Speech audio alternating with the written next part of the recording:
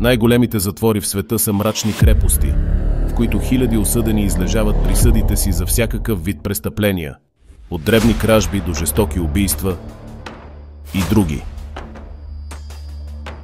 Тези съоръжения често приличат на самостоятелни градове с високи стени, наблюдателни кули и строго контролирани зони. Вътре животът е суров и представлява постоянна борба за оцеляване от страна на затворниците и контрол от страна на властите.